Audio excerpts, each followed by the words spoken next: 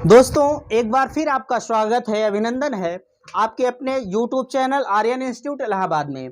दोस्तों जैसा कि आप जानते हैं कि आज आपके सामने हम उपस्थित हैं एक बार फिर डायरेक्ट एडमिशन प्रक्रिया को लेकर, ठीक ना। डायरेक्ट एडमिशन की प्रक्रिया पर आज हम आपसे फिर बात करने वाले हैं। आप लोगों का लगातार कमेंट आ रहा था कि सर मेरा कॉलेज अलॉट हो गया है और मैं उस कॉलेज से असंतुष्ट हूं, तो मैं आज उसी के परिप्रेक्ष्य में आपसे फिर बात करने वाला हूं कि अगर आप अपने कॉलेज से असंतुष्ट हैं, जिन्हें कॉलेज अलॉट हो गया है, तो आप कैसे क्या करेंगे, ठीक ना। चलिए, जैसे मान लिया जाए कि आपकी फर्स्ट राउंड की काउंसलिंग तो समाप्त हो चुकी है, ठीक ना।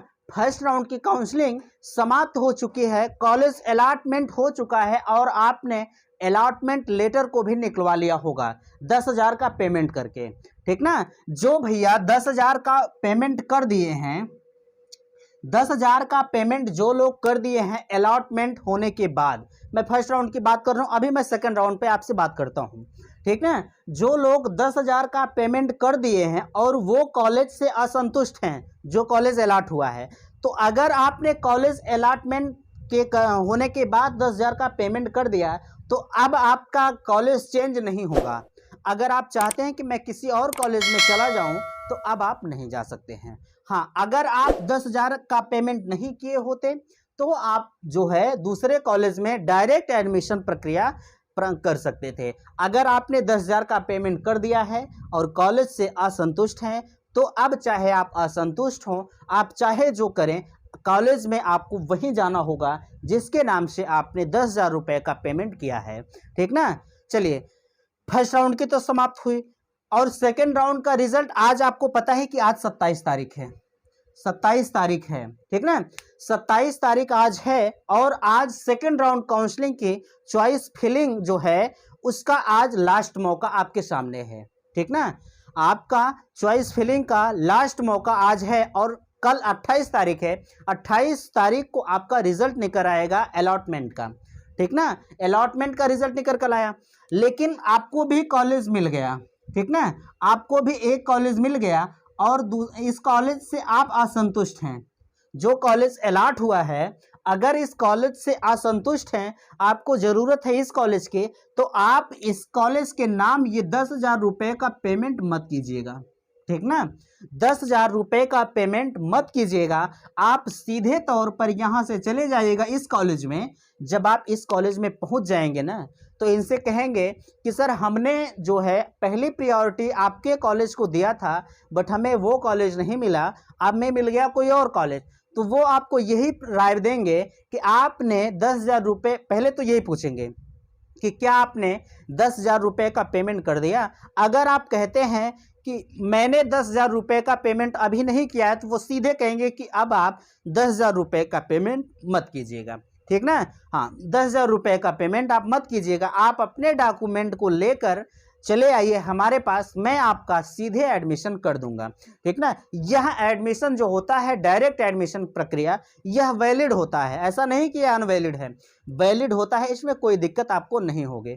समस्या उनके लिए है, जैसे कुछ लोग होते हैं जो विदाउट रजिस्ट्रेशन के चले जाते हैं एडमिशन के लिए, उनका डॉक्यूमेंट तो लेके रख लेते हैं, बट अगर पीएनपी की तरफ से कोई गाइडलाइंस आती है तब तो हो जाता है, नहीं तो बाद में कहते हैं कि अब मैं आपका एडमिशन नहीं कर पाऊंगा, कोई हमें गाइडलाइंस नहीं मिली, ठीक ना। रही बात कॉलेज जो है आपके अलॉटमेंट की, तो अगर आपका अलॉटमेंट किसी कॉलेज के नाम हो गया और आप उस कॉलेज से असंतुष्ट हैं, तो आप 10,000 का पेमेंट मत कीजिएगा। आपको जिस कॉलेज की ज़रूरत है, आप सीधे उसी कॉलेज में चले जाइएगा, वहाँ आपका एडमिशन हो जाएगा, ठीक ना। इतनी बात आप समझ गए। चलिए, आप लोगों का एक कमेंट और आ रहा था मेरिट को लेकर। आप कह रहे थे कि सर मेरी मेरिट इतनी है, मेरी जो है 6,000 7,000 के एबव में है, मुझे ये कॉलेज नहीं जो है डायरेक्ट नहीं मिला, प्राइवेट कॉलेज मिल गया। देखिए, इस पर मैं आपसे बात नहीं करूँगा। इसकी जो आप मेरिट वाली वीडियो है, मैंने अपने प्रीवियस वीडियो में बहुत अच्छी तरह से आपको समझाने का प्रयास किया है। अगर आप नहीं देखें तो आप वहां जाइए और उसे आप देखिए कि आपको क्यों नहीं मिला गवर्नमेंट कॉलेज, ठीक ना। आपको क्यों नहीं मिला, आपकी रैंक इतनी अच्छी थी बट आपको नहीं मिला, क्यों नहीं मिला, आप वहां से जाके देख सकते हैं। आपको इसीलिए नहीं मिला होगा, ठीक ना। जब उसे आप देखेंगे तो आप खुद समझ जाएंगे कि हमें क्यों नहीं मिला, ठीक ना। चलिए, आपका कमेंट ये आ रहा था कि अब तो हम जो है फर्स्ट आज 27 तारीख है, आज से आपको कॉलेज में जाना है। जो फर्स्ट राउंड की काउंसलिंग थी, जिनको अलॉट हो गया, आज से वो एडमिशन प्रक्रिया में भाग लेंगे। आज वह जाएंगे कॉलेज में और एडमिशन लेंगे। आज 27 तारीख से 4 अक्टूबर तक उनकी एडमिशन प्रक्रिया शाम 5 बजे तक चलेगी। ठीक ना, आपको यह पता है। आप जाएंगे वहां से एडमिशन प्राप्त करेंगे। रही बात आपकी, जैसे आप लोग ये कह रहे थे कि सर वेरिफिकेशन के वक्त डॉक्यूमेंट क्या क्या लगता है, ये भी कंफ्यूजन आपको बना हुआ है कि जब हम कॉलेज में जाएंगे तो डॉक्यूमेंट क्या क्या रहेगा। देखिए, मैं यहाँ लिखूंगा नहीं, चूंकि समय थोड़ा सा ज़्यादा लगता है लिखने में, तो आप ध्यान से थोड़ा सा सुनते हुए चलेंगे। आपके वेरिफिकेशन के वक्त सबसे मुख्य चीज़ जो होती है, हाई स्कूल, इंटर और ग्रेजुएशन की मार्कशीट होती है। ठीक ना, आपकी हाई स्कूल की मार्कशीट, इंटर की मार्कशीट और ग्रेजुएशन की मार्कशीट, दोनों वर्जिनल और डुप्लीकेट मीन्स फोटोकॉपी और वर्जिनल आपको दोनों लेके जाना है। ऐसा नहीं है कि हम फोटोकॉपी ही लेके चले जाएं और वर्जिनल घर पे रख दें, नहीं, वहाँ सब देखा जाएगा, सारी प्रक्रिया वहाँ से की जाएगी। ठीक ना, ऐसा होता है। और उसके साथ आपका आधार कार्ड रहेगा, आधार कार्ड रहेगा, और जो है आपका फोटो रहता है, कम से कम आप 10 फोटो को रखिएगा।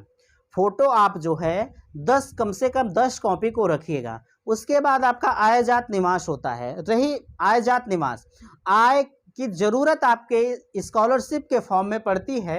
एडमिशन के वक्त आपके आय प्रमाण पत्र की जरूरत नहीं पड़ेगी, बट आप बनवा के रख लीजिएगा। आने वाले वक्त में कुछ ही दिनों में जब आप प्रक्रिया को एडमिशन पूर्ण कर लेंगे तो आपको स्कॉलरशिप के फॉर्म की ज़रूरत पड़ती है। जब आप फिल करने जाएंगे तो वहाँ आय प्रमाण पत्र की ज़रूरत पड़ती है, इसलिए आप आय प्रमाण पत्र को अभी से बनवा के रख लीजिएगा। आय जात निवास हुआ, हाई स्कूल, इंटर, ग्रेजुएशन, आधार कार्ड, फोटो, आय जात निवास। उसके बाद सबसे बड़ी समस्या आपके लिए है कि सर मेडिकल सर्टिफिकेट और जो है कैरेक्टर सर्टिफिकेट, तो मैंने इस पर भी आपको वीडियो दिया है, बट इसमें आप ध्यान से थोड़ा सा सुनेंगे। जो आपका मेडिकल सर्टिफिकेट होता है वह आपके ज़िले से बनता है। ठीक ना, ये जैसे आप कहीं भी किसी ज़िले में हैं, मैं आपके ही ज़िले की बात नहीं कर रहा हूँ।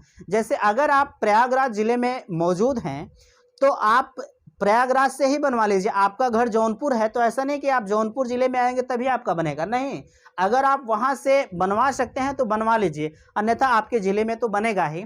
आप किसी भी ज़िले के हैं, किसी भी ज़िले में जाके आप मेडिकल सर्टिफिकेट को बनवा सकते हैं। ठीक ना, रही बात कैरेक्टर सर्टिफिकेट की, तो कैरेक्टर सर्टिफिकेट आपके 2 प्रकार के होते हैं। एक तो होता है आपके कॉलेज से जहाँ से आपने ग्रेजुएशन की डिग्री प्राप्त किया है, जहाँ से आपने BA BSc BCom किया हुआ है, वहाँ से आपका कैरेक्टर बनता है। और उसके बाद आपके ज़िले से जहाँ से SP ऑफिस वगैरह होती है या थाना होता है, वहाँ से भी आपका कैरेक्टर सर्टिफिकेट इशू होता है। तो आप जो भी ज़रूरत हो, आप चाहे मान लीजिए ग्रेजुएशन वाला तो बनता ही है, वहाँ से आपको मिलेगा, बट आपको हो सकता है ज़रूरत पड़े थाने से, तो उसको भी आप बनवा के रख लीजिएगा। रही बात, अगर आपके दिमाग में आ रहा होगा, कुछ लोग कह भी रहे थे कि क्या इसके लिए हमारा एडमिशन रुक जाएगा, तो बिल्कुल नहीं, इसके लिए आपका एडमिशन नहीं रुकेगा। कॉलेज वाले आपको कुछ छूट देंगे कि सर आप इतने दिन के अंदर जो है हमें बनवा के ला के दे दीजिएगा, तो आप उतने दिन के अंदर कोई दिक्कत नहीं होती है, एक दिन में आप जाएंगे तो आपको बना के मिल जाएगा। खैर, इसके लिए आपका एडमिशन नहीं रुकेगा। ठीक ना, देखिए आज मैं आपको एक चीज़ और बताने वाला हूँ। जैसे कुछ लोग होते हैं, आप ये सोचते होंगे कि आप लगातार DLED पर वीडियो दे रहे हैं। देखिए, मेरा मकसद ये नहीं है मैं DLED पर ही लगातार वीडियो दूं। आप अगर देखना चाहते हैं तो आप मेरे प्रीवियस में जाइए और आप देखिए, मैंने यूपी टेट के ऊपर लगातार लेक्चर आपके सामने प्रोवाइड कर रहा था। ऐसा नहीं थी कि मैं वीडियो जो है, मेरे भाई कुछ मेरे साथ जब जुड़े, उनको ज़रूरत पड़ी, उन्होंने कहा कि सर अगर आपको DLED के ऊपर नॉलेज है तो आप DLED के ऊपर वीडियो दीजिए। मैंने तब से शुरू किया है DLED के ऊपर वीडियो देना, क्योंकि मैं DLED का स्टूडेंट भूतपूर्व में रह चुका हूं, इसलिए मुझे नॉलेज है। मैं आपके सामने अपने नॉलेज को प्रोवाइड कर रहा हूं। एक चीज़ आप भी ध्यान दीजिएगा, अगर आपको विद्या का ज्ञान है तो आप विद्या को लेके मत रखिएगा। आपको जो भी, आप थोड़ा सा ज्ञान अगर आपको है तो आप उसे प्रसारित करने का काम कीजिएगा। आपको थोड़ा ज्ञान है तो आप भी उसे किसी के सामने रखिए। ठीक ना, इससे आपके विद्या का प्रसार और बढ़ेगा। ठीक ना, मैं आपसे कह रहा था कि मेरा मकसद ये नहीं है कि मैं रोज आपको एक ही वीडियो देता हूं, पर डे मैं आपको एक वीडियो सिर्फ देता हूं। अगर चाहता तो मैं आपको रोज 5-6 वीडियो देता यार, रोज 5-6 वीडियो देता, लेकिन मुझे बिप्स की जरूरत नहीं है भैया। ठीक ना। अगर आपके मन में है कि आपको बिब्स की ज़रूरत है, तो कदापि मुझे बिब्स की ज़रूरत नहीं है।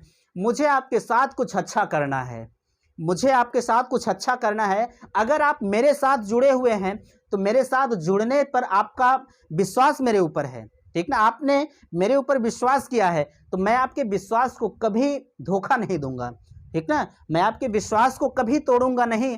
देखिए, मैं आपसे यही कह रहा था कि आपका सत्र जो है 11 अक्टूबर से प्रारंभ होगा। कब से? 11 अक्टूबर से आपका सत्र प्रारंभ होगा। लेकिन मेरी कोशिश ये है कि मैं 10 अक्टूबर से आपको सिलेबस का ज्ञान कराता हुआ आगे के चैप्टर को मैं कवर करूंगा 10 अक्टूबर से। देखिए, 10 अक्टूबर से मैं बात इसलिए कर रहा हूं कि 10 अक्टूबर तक बहुत सारे बच्चों का जो एडमिशन है वो फाइनल हो गया होगा। 11 अक्टूबर से भैया आपका क्लासेस चलेगा, तो 10 अक्टूबर से मैं इसलिए दूंगा कि मैं सोच रहा हूं आपके सामने कि सबसे पहले जितने भी सब्जेक्ट हैं उनका मैं सिलेबस बताऊं आपको, ठीक ना। सबसे पहले मैं उनका सिलेबस बताऊं आपको। सिलेबस का ज्ञान आपके लिए होना जरूरी है, नहीं तो आप पता नहीं क्या क्या पढ़ेंगे, ठीक ना। आप पता नहीं क्या क्या पढ़ेंगे, आपको समझ में नहीं आएगा। सिलेबस आपका होता है जैसे आपके घर में जानवर होंगे, जानवर को एक खूंटे में बांध दिया जाता है, तो उस जो रस्सी बांधी जाती है, जितनी बड़ी रस्सी होती है, उसी के दायरे में वो घूमते रहते हैं। तो सिलेबस भी आपका वही काम करता है कि आप एक दायरा बना देता है कि आपको इसी दायरे के अंदर रहना है, आपको बाहर जाने की जरूरत नहीं है। तो मैं आपको स्पष्ट तौर पर फिर से बताना चाहूंगा, मैं आपको हर सब्जेक्ट को कवर करूंगा। ऐसा नहीं है कि मैं आपको सिर्फ डीएलएड पे वीडियो देकर ही आपको बंद कर दूंगा, नहीं। अगर आपने विश्वास जताया है, तो मैं आपके विश्वास को अंत तक कायम रखूंगा, ये मेरा वादा है, ठीक ना। रही बात, आपके सामने मैं एक शाम जो है सुबह शाम 2 टाइम होंगे। मैं आपको एक टाइम यूपी टेट का मैटर दूंगा और दूसरे टाइम आपके डीएलएड का मैटर दूंगा। अब रही बात कि किस टाइम डीएलएड का जाएगा और किस टाइम यूपी टेट का जाएगा, यह आने वाला वक्त तय करेगा कि मैं कितना सक्षम हूं, कब आपको कौन सा मैटर दे सकता हूं, यह वक्त बताएगा। इसकी घोषणा मैं अभी नहीं करूंगा, ठीक ना। लेकिन रही बात मैटर की, तो मैं मैटर आपको ऐसा दूंगा यार ना कि आप पढ़कर जब पढ़ेंगे ना तो बहुत मजा आएगा। हाँ, अगर आप डेमो के तौर पर देखना चाहते हैं तो आप चले जाइए, नंबर सिस्टम का वीडियो आपके सामने पड़ा हुआ है, आप वहां से देख सकते हैं कि मैं कैसा पढ़ाता हूं, कैसा क्या करता हूं, ठीक ना। मेरा मकसद ये नहीं कि मैं सिर्फ आपको डीएलएड पर वीडियो दूं, ठीक ना। रही बात और सारी प्रक्रिया की, तो और भी मैं आपको ऐसे ऐसे अनवरत जानकारी देता रहूंगा। और अगर वीडियो आज की आपको पसंद आई है, अगर इसमें भी कहीं आपको त्रुटियां नजर आती है, तो आप कमेंट करिएगा। देखिए भैया, गलती हर इंसान से होती है, मैं टीचर हूं, ऐसा नहीं कि मुझसे गलती नहीं होती। अरे यार, दिमाग है, कहीं कभी कभी कोई चीज भूल जाती है, नहीं याद आती है, तो आप उसे दिखाने का काम करें। ऐसा नहीं है कि मैं परिपूर्ण हूं, मुझे भी आपके ज्ञान की जरूरत है, मुझे भी आपकी जरूरत है। एक टीचर होता है, जब वह क्लास में जाता है तो कभी कभी वह भी छूट जाता है, नहीं बता पाता है। तो उससे कुछ बच्चे होते हैं कि सर आपने ये नहीं बताया, तो टीचर समझता है कि हाँ मुझसे गलती हुई है।